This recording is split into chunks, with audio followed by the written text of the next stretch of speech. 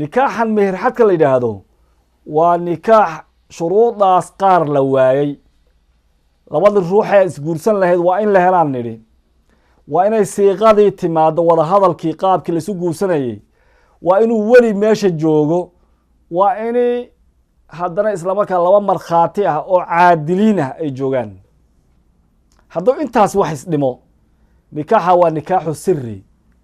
ونكاح أن السحين أنجرين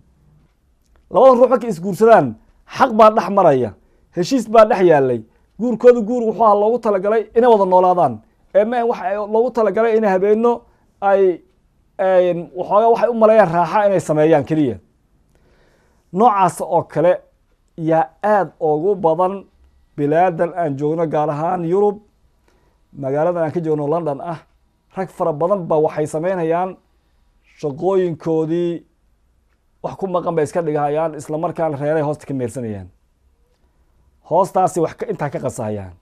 gabadha miskiinta wada joogeenna waxba ma oga guriga ugu joogtaa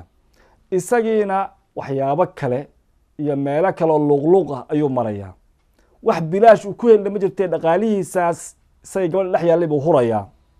wax caaqibo ka doonna ma wax uu ka doonay kaliya weeye inuu saacado ama maalmo uu ku dhaafo oo ruuxaas cawradiisa oo arka kaliya uu doonayo nikaaxas guud ahaan ma asaxayo khiyaanada gabdhaha la khiyaamayo iyadoo gurigeedii laga soo toosay guri kalena hoosta laga galahayo oo qaabka lagu soconayana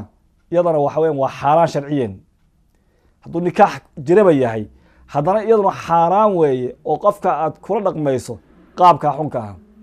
aafaad fara badanna waa ka imanaysaa cuquubaad baa ka imanaya aafaadna waa ka imanaysaa waxaan xusuustaa rag aan naqaano allah u naxariisto oo magaaladan isagoo oo dhinac ka degan reerkiisii dhinac kalena islaamka qabay gabadhii markii dambe hore uu qabay caruurta ule u furay marka cudur baa ku soo booday kansar ah waan ka naxaynaa in aad qeyb badanna u ahaa waanu dhintay raxmatullahi calayhi laakiin cuquubadaasi inta badan waxay ka imanaysaa haweeneyda qaar kaloo fara badan baynu garanaynaayo kulligood lagu soo booday muddana wax kala qalinaya kuwo waxaan naqaanaa marka dhinteen carruurtoodii la ogaaday baynu naqaanaa waxaasoo dhan waxaa weeyaan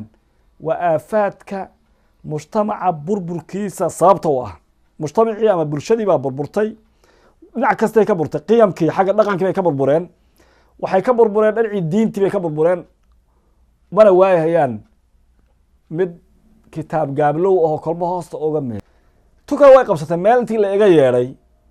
la yidhi gabadh baan doonayna intaan halka ka qaadano magaalo aan fogeyno magaalo faygeeda London intaan geyna aan meherino kolkii aan diidayna si la yeelay ma sheegi karo dib laguma soo noqonin haddaba waxyaabahaas oo kale waxa mas'uul ka ah waa culimada ee ogaan kara waa culimada haddii nin walba culimo may soo marinaysa oran lahaa ma dhacdeen laguma fuudaadeen guur sii jirayna ma aha guur sii jirahayo oo og saasi ahaan ma aha gabadha nafteeduna isqiimo tirto ma aha oo ay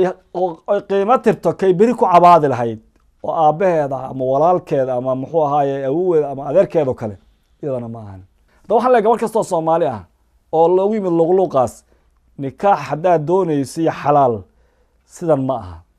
haddaad doonayso luqluqna waxba meel kale ha soo marmarina qumaati u batalaqso ilaan waxba ma aha kani mana jiro ilaahayna ma siri kartaan waxaa siri kartaan bani aadam kale oo indhaho iska celinaysaan weeye haddaad u bareedheen waa meesheeda ilaahay oga cabsadan leeyahay haddaynan u bareedhin oo isleedihiin si xalaala mara sidan maa haakada yuradu libil buri sidan laguma yimaado sidan guurka kuma yimaado marka walaalayaal waxaan ku dardaarmaynaa inaan qaadano shareecadan islaamka ee cad ee waasaca aan cidhiidhi ku jirin inoo in raggana iyo dumarka labadaba cadaalad u sameynaysa si aan midna loo beerdarrayn midna loogu tumanin midna muxuu ahaaye aan xaqiisa loo seejinin ee shareecadu inoo max kasta inoo caddaysay ilaahay naga dhigo kuwii shareecada ku dhaqma dadkana uun wax ugu sheegay iyaguna naftooda ku waansama